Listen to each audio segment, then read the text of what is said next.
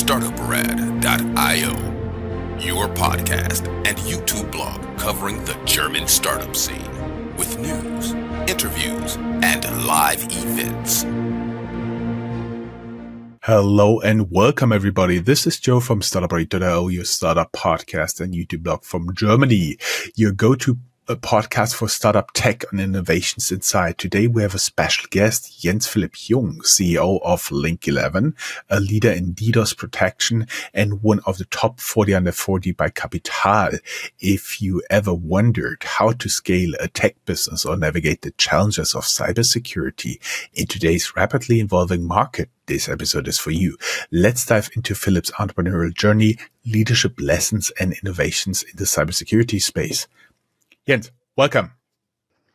Hi, Jörn. Very nice to be here. Welcome, everybody. Totally my pleasure. Let me spend a few words on our enabler today. This recording was made possible by HTAI and the Enterprise Europe Network Hessen. These organizations have made tremendous contribution to helping startup businesses succeed and thrive, providing a range of services from helping to find grants to ongoing partnerships.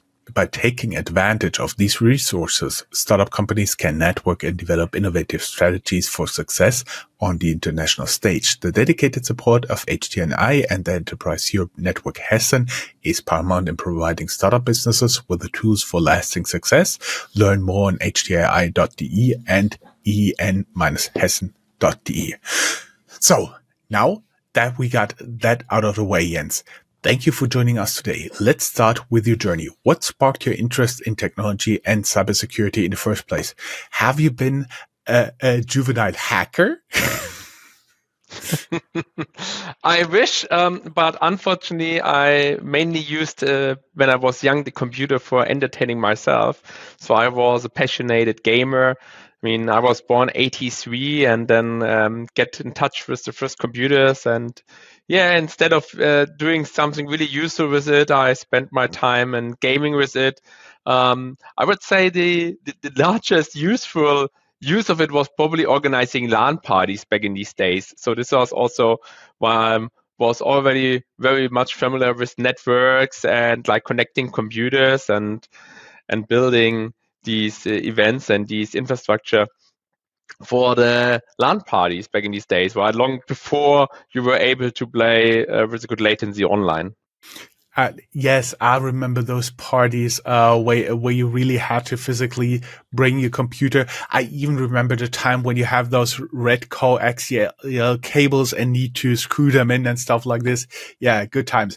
And I do know a lot of our audience is about the same age range. What games did you play? Oh, it was primarily Counter-Strike.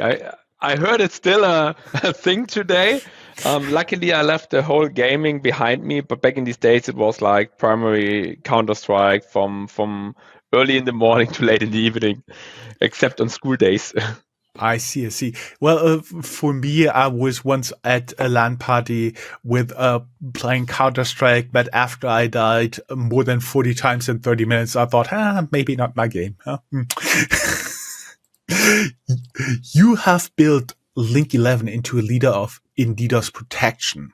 How did the initial idea come about, and what was your vision when you first started the company? Yeah, this was actually a big coincidence because when we have founded the company initially, we founded the company as a managed service provider for low latency applications, network applications, and server applications, which was, I would say, partially because of my passion and history in the gaming and building these LAN parties. But this was how it came that we have set up and managed server infrastructures and network infrastructures in the data centers in Frankfurt.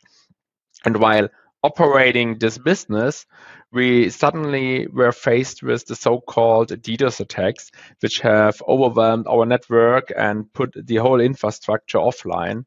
And this was a serious issue, and we needed to solve this issue. And my co-founder, Carsten Desler, who is a world-class engineer, while I'm just a commercial guy, to say so, with some technical passion, He has looked around what solutions we could implement to mitigate these DDoS attacks, which had serious effects on the availability of our services, which we have provided back in these days. And he basically can come with an idea to develop an DDoS mitigation technology by himself, leveraging his programming skills and our existing infrastructure. And this solution was such good and such capable that from word of mouth, other companies came to us and asked us if we could also provide this kind of DDoS mitigation technology to them. And as initially we only has developed it for ourselves, we find commercial agreements with them and also then developed a user interface for our technology that also other companies can use our service. And this was how we came into cybersecurity. So we were affected by a cyber attack where we didn't find any applicable solution and then have developed our own solution to help ourselves and now million of other assets. I see. Most people will already know what a DDoS attack is. Can you give us a short definition? And before that, we may add to our audience, because not everybody is aware of that. We are heard globally around the world in more than 90 countries. Frankfurt is one of the most important centers of the internet. We have the largest internet node here in Frankfurt with the ECIX. And that's one of the reasons why we do have such a lot of cloud computing all around here, which basically laid the foundation for your business. And now back to you with the DDoS. Absolutely. So here in Frankfurt are all the data centers where the servers are running, and on the servers are obviously the applications. And the tricky thing with a DDoS attack is that even if you have like a world-class data center with redundancy, power, cooling, and all of these multi-million-dollar investments, you have a lot of servers in the data center, and your highly sophisticated applications. If a DDoS attack hits you, it basically saturates the internet connectivity of these servers. So, and if your application is depending to be reachable out of the internet, or even if it's reachable out of virtual private networks or similar things, then such DDoS attack will interrupt the service, and it looks like your application is totally unavailable and offline. And especially nowadays, where everything runs 24/7, this is a serious issue, because imagine you have some high business peak days, for example, Black Friday, for example, Valentine's Day in the e-commerce space, and then on such events, suddenly the whole online shop does not work any longer. Nobody can access it. Nobody can place any order, and you make like zero revenue on this day. What were some of the most unexpected challenges you encountered early in building your business, and how did you overcome them? Well, I would say, I was lucky and grew up in a nice area with nice friends and nice family, and also some kind of moral picture. And first, when I was very surprised about what happened was when we have actually received these DDoS attacks, because this was somebody actively sending a cyber attack to us to damage our business, which was already quite a surprise for me back in these days, because I never thought about that such things could happen. We operated the business in a good manner and everything like that, and then somebody, and we don't even know who, because this is a tricky thing with cyber attacks. You usually don't know who was the initiator of the cyber attack. Somebody has sent this attack to us, put us offline. So this was a big surprise for me and some kind of challenge. At the same time, very often out of challenges, you have opportunities, and I think we used this quite well. Another challenge, and in a similar area, but unfortunately this does not bring really like an opportunity, was when we found out that we were cheated by some former employees. So this was really something very challenging for me, also from a personal level, because I always thought about, okay, what have we done wrong? Why were we cheated by this employee? And this was really like a challenging time to understand this and to navigate through this, because it totally is the opposite of what I understand from a moral compass. And I'm wondering if now your whole office is completely covered with cameras except the bathrooms, but that's a really different topic. No, actually not, right? And I mean, this is the tricky thing. Just because such thing happens to you once, you should not lose trust and the good sign in the people, right? So actually, we don't have installed any camera because of that. And we also hope that it does not happen to us a second time. And yeah, we trust our employees there. And obviously, since this was like a very early experience 15 years ago, and we've never had a second experience since then, I think we were able to make better decisions when it comes to hiring and managing the people, that such a thing would not happen again. Mm-hmm. I would be interested for our audience if they can think of an unexpected challenge they have faced in their startup journey. Happy to hear your thoughts, share them with us. Looking back now, what would you say was the biggest turning point for Link 11? What moment made you feel like you're on the right path? Because my understanding is you had this DDoS tool and you just used it, and then somebody popped over into your office and said, "Hey guys, your business is pretty good, but you did develop a tool there. Can I have it?" Yeah, actually, this was also like a real turning point when we have won the first clients. But as they were still pretty small, I would say the biggest turning point was actually not too far away from winning the first client, because there was then like nice demand from Fortune 500 organizations. And this was really like a turning point when we were able to win our first Fortune 500 client, because it really shows, okay, this is what we have developed here. It's like a serious solution for a serious problem, and even the largest organization in this world are facing with this threat and are challenged or have challenges with solving these issues and these problems. So this was really like a turning point, which gave us also the confidence to have some kind of product market fit, which was an unformula term for us back in these days. Obviously, we're speaking about 2010.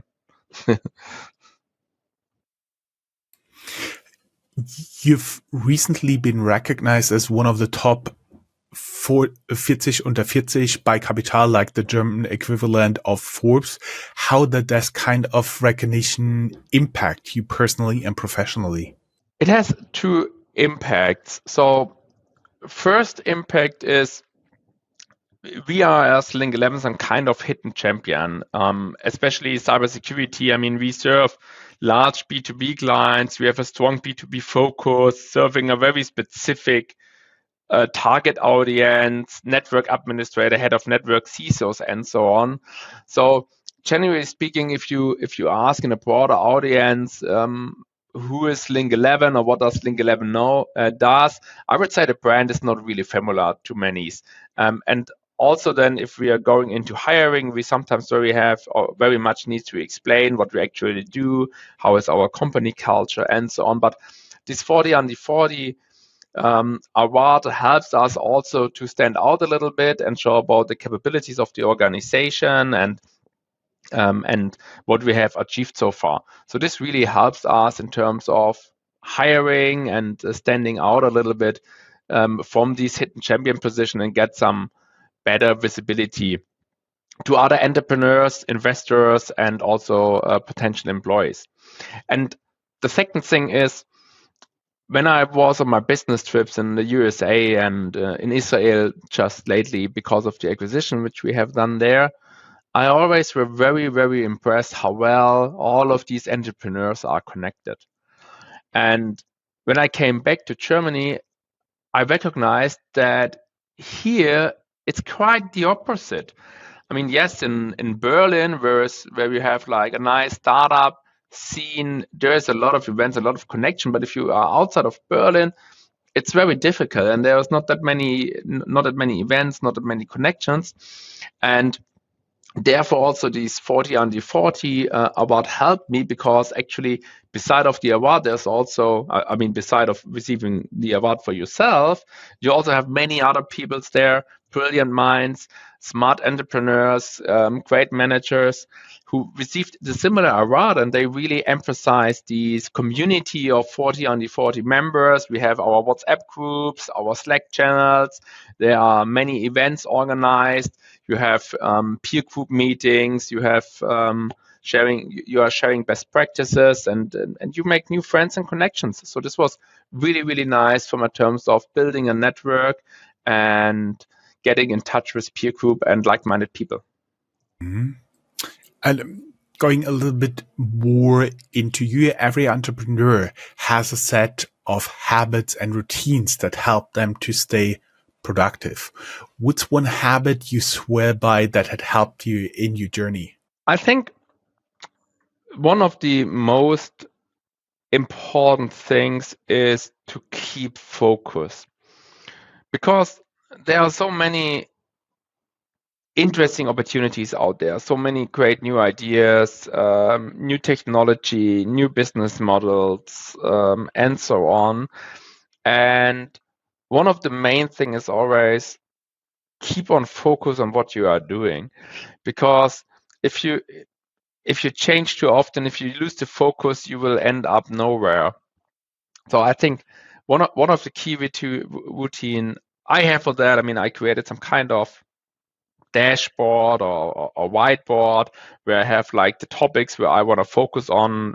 We just recently implemented OKR to really think in like a quarter rhythm, to really keep focus on the things which actually matter, and don't lose this focus because of any other ideas, opportunities out there. And last but not least, if you get into a certain age, I would say so. The best routine you could have is to have a supportive wife and family. So also on this, with having said that, nice greetings to my wife Jessica, the love of my life. Oh, so sweet. That also brings me to the next question. How do you balance the demands of a growing business while maintaining a healthy work-life balance? Yeah, that's a tricky one. What I read and learned and heard and also experienced is that what many successful founders have in common is that they are working as hell. So building a startup is not a part-time job, and it's also not a full-time job. It's like an 80 to 100 hours a week job, in my opinion, right? And what I heard from others, if you ask work-life balance coaches, they would tell you the opposite, right? But so my experience is, if you want to build a startup and if you really want to be successful, we speak about 80 to 100 hours, which basically means like you wake up, you have a quick breakfast, and then you work on your startup until you go into bed, sleeping, and then every day the same, repeat this. Work like hell, right? When there is crunch time, then really lean in. And yes, then there are also things like sport, healthy food, meeting with friends, building relationships, and things like that. The day only has 24 hours. And I always thought about, hey, if others work 8 hours and I would work 16 hours a day, I could basically achieve twice the outcome. So this is where I say, like, basically, okay, building a startup requires just a lot of time. And if you speak with other successful founders and ask them about, okay, what actually in the beginning, especially how many hours have you worked a day? I think many would answer that it was way above 40 hours. So work-life balance comes, for me at least, right, after I have brought the company to a certain stage. Currently, it's like 100% the company and nothing else.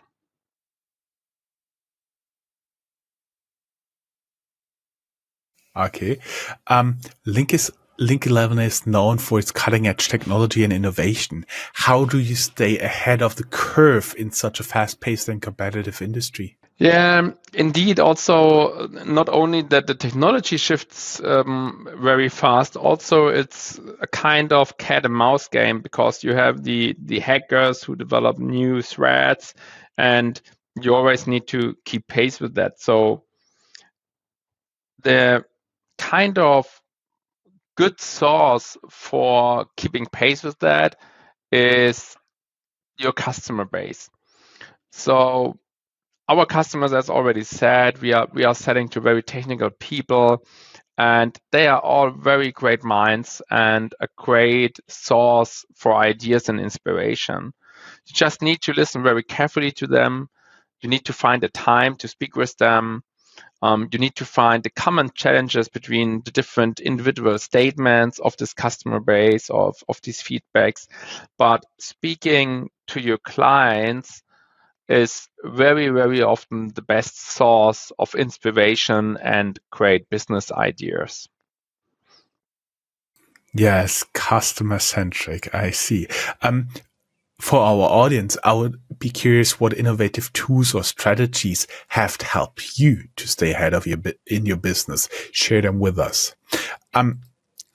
Jens, can you walk us through a specific instance when you had to pivot or adjust Link 11's approach in response to market challenges or new cybersecurity threats? I would say DDoS is some kind of evergreen topic, which is good and bad on the same time, because if there are new cyber threats in our sector, we could adopt to them and we could develop new solutions. But DDoS is like already existing since 20, 30 years, and it probably will exist also for the next 20 to 30 years. So we have the situation that there was not like a real pivot need in terms of these DDoS solution what we have, right, which is type of our core business. But while the threat of DDoS attacks was there and is still there and also increases, now our customers also facing other threats and other cyber attacks, and therefore the customers are demanding more like a platform solution instead of a single capability solution. And this is a kind of special situation, because in the past it was good enough to have the best DDoS mitigation service, because customers tend to buy best in breed. But now customers want to have vendor consolidation. They want to have a single vendor providing more solutions. And therefore, it's super important to have multiple products, which was then kind of a pivot for us to get out of the DDoS space and offer a more broader service range. And luckily, we have already anticipated this trend and made some strategic acquisitions. So part of the product portfolio we are now offering was developed by ourselves. Part of the product portfolio and what we are offering was through strategic acquisitions, which was some kind of pivotal moment for us and some kind of change in terms of strategy. And if you are still nowadays, I would say, some kind of one-trick pony, that would be very challenging in nowadays buying behavior, who really tends to have more like a platform solution instead of a island solution. Going a little bit into a more scaling mindset, what do you think is the most difficult task, the most difficult aspect in scaling a tech company, and how would you advise other founders to approach it? Three very difficult points: hiring. So I would say, because now we have this huge AI boom, and maybe then it changed a little bit, because you need to hire less human workforce and can leverage AI. Nowadays you have companies which only have 5 employees and are very successful. But generally speaking, I think hiring is one of the most challenging aspect of scaling a tech company, because while it's usually not the big issue to have enough applications for a certain job. I mean, we, for example, have 2,000 or more than 2,000 applications just for 7 open positions. So the challenge is not to get the applications and to find the talent. The challenge is to hire the best talent out of this pool, especially if you are competing in a market with US competitors, which usually have higher salaries than the European counterparts. So this really become a very tricky point. And if you hire the wrong people, you're not only using obviously money, but you're using also a lot of time and a lot of pace. And this is really, I would say, the most challenging part of scaling the company, and especially scaling the company very, very fast. Actually, my next question was about hiring, building a strong team. I would be curious, what qualities do you look for in hiring those people in order to scale? We believe that at the end, attitude and mindset matters the most.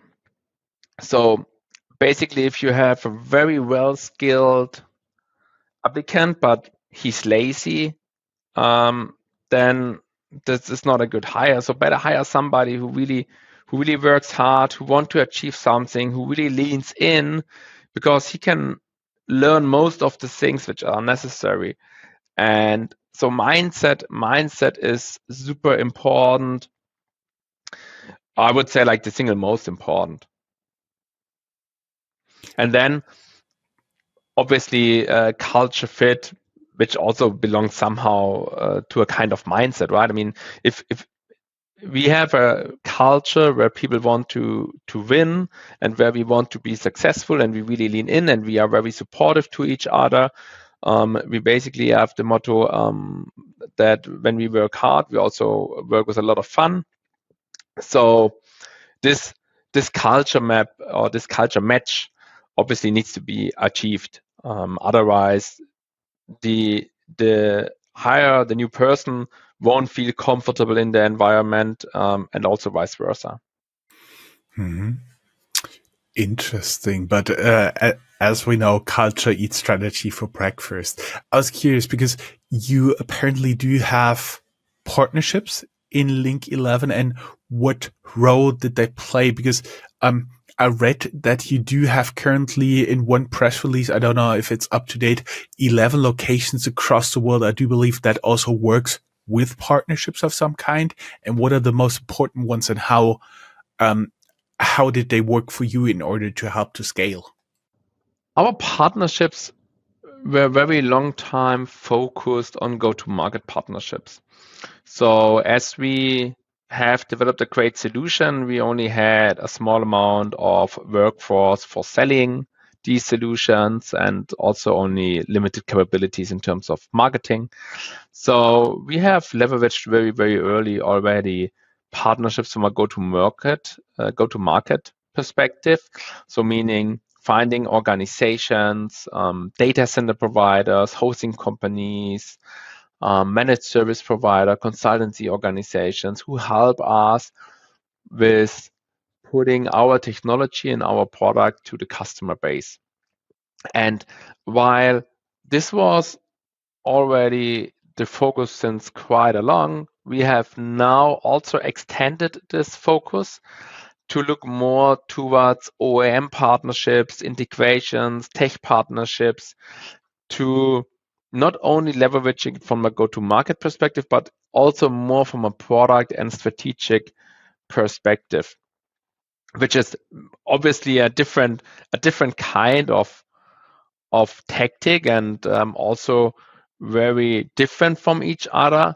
But we believe if we are successful with these kind of partnerships, this would definitely make a huge difference. And we also believe that joining forces and achieving something together does not only make more fun, but also generates greater outcome. I see. We talked about cybersecurity here a lot, and it is definitely an evolving space. I would be curious, what kind of trends are you looking for right now in a professional term? And on a private level, I do have the tendency to always ask all my guests in cybersecurity, on what level is your paranoia for your company and you personally in terms of cybersecurity? Well, which of both should I answer first? Well, let's start with the trends. There are currently three big trends in the cybersecurity space. And I mean, the first trend is very much in common with like in all industries, and we're speaking about the age of AI. So AI does not only make the companies and the workforce more efficient, it also makes the criminals and the attackers more efficient. So beside of super complex phishing attacks where you have like emulated video, voice, audio, and so on, which is super hard to detect, you also have more and more complex AI attacks on network and application layers using more sophisticated tactics, more human-looking traffic and approach than ever before. Because I mean, in cybersecurity, it's always a challenge to find out, okay, what is legitimate versus what is like malicious. And the more it looks like human traffic, the more difficult it is to identify it. So AI definitely changes the game, and it also will create a lot of more cyber attacks because with like vibe coding and so on. And yes, currently many models block such requests, but there are also AIs out there which don't block any malicious activity, where you can ask an AI to say like, hey, please develop me a virus, please develop me an attack, a DDoS attack program and application and similar things. So this would just basically increase the amount of attacks and also increase very much the sophistication of attack. So this is trend number one, AI, which makes cyber attacks more serious and more often. And then the second trend in cyber security is the so-called shift left approach. With shift left approach, it basically mean that in the past you had like classical development, and then you had like a DevOps team who operating the application, and sometimes you had a network team, and then you had somewhere at the end the security team. So, which means like, okay, then the security guys need to live with whatever they receive from the development and application team and from the operating team, and then trying to build the walls around it and fix it and make it secure. And the shift left approach is like to put cybersecurity more towards the development of the application and like native integrations in the applications. And this at the end will hopefully lead to, the idea is that this leads to more safer applications and not only like patching vulnerabilities, but also like avoiding vulnerabilities and creating overall a safer environment. I hope that the AI applications which are now generated also has a nice security concept already integrated. And the third big trend in cybersecurity is the so-called zero trust trend.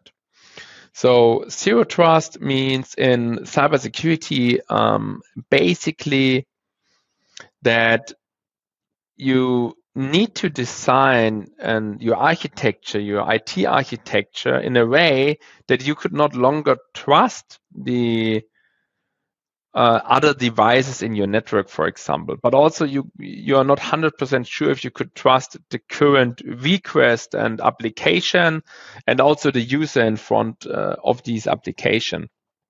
So imagine a very, very simple kind of zero trust initiative. Imagine you are in an office and you leave your computer, right? Normally you say like, yeah, no issue. I left my computer. What should happen? All of the people here in the building are working for the same organization.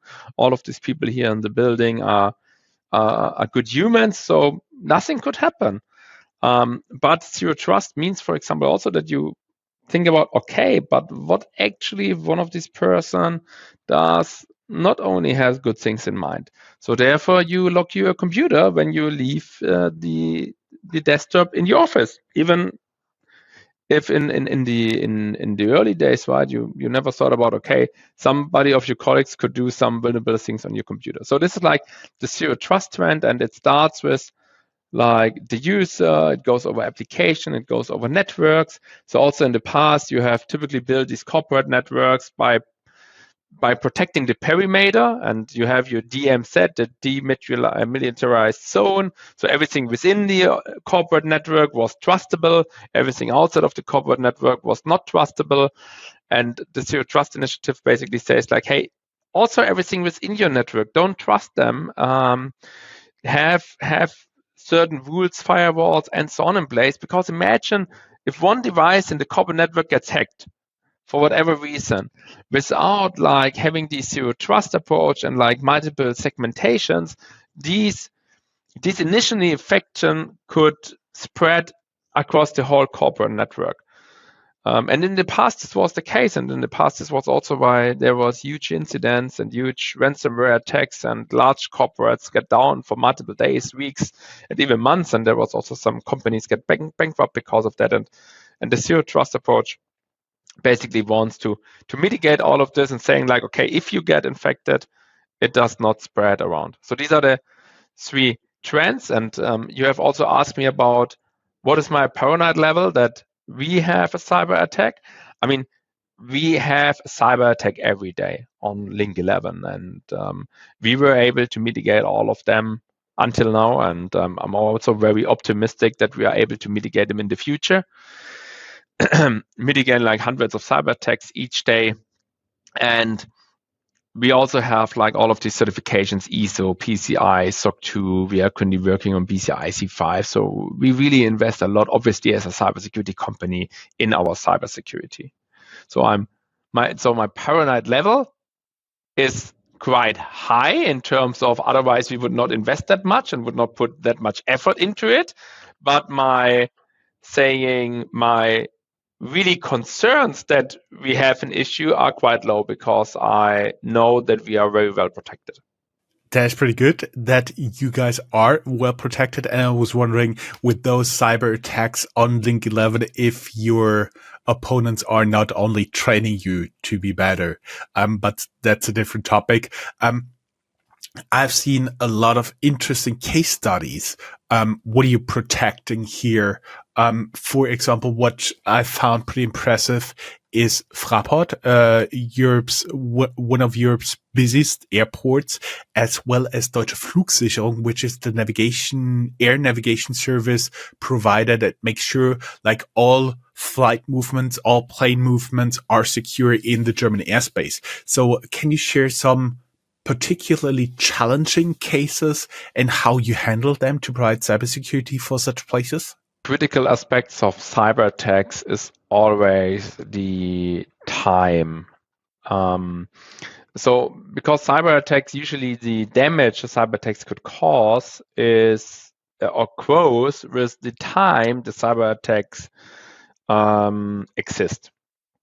So therefore, it's very, very important to act super fast and reducing with that fast response also the potential impact of a cyber attack. So a quite common case is if there is a cyber attack with somebody who has not yet implemented any protection yet, right? It's really like a kind of emergency case. So you need to imagine the company is offline. They have invested millions in operating the business, and then suddenly everything stands still. They lose tons of money every minute this situation continues. They don't have visibility of the business. Their customers can't reach them. They are maybe facing some damage claims because of non-availability and service interruptions. So this is a serious situation, and these incidents, these actual cyber attacks, this is always particularly challenge, not only for the company but also for us. And we have playbooks to handle these situations when customers call our emergency hotline. It's really like it's like the firefighters. You call 110, hey, link 11 here, what happened? And then we get the information, what actually happened. Then we say like, okay, look, this is our playbook. This is how we act. We also need to sometimes calm down how to say, to relax the people on the other side, because for us it's kind of daily business. Luckily not every day we have these emergency situations from unprotected customers, but we are used to it. But for the other side, it's like a new experience, obviously.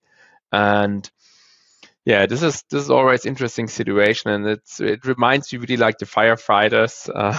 So hey, this is the playbook. This is how we solve the situation, and this is how we can help them. Hey guys, thanks for sticking around. The interview with Jens is actually so extensive and running so well that we decided to split this into 2 parts, and we'll be back with recording number 2 pretty soon. Thank you very much. Thank you for sticking around, and talk to you soon. Talk to you soon.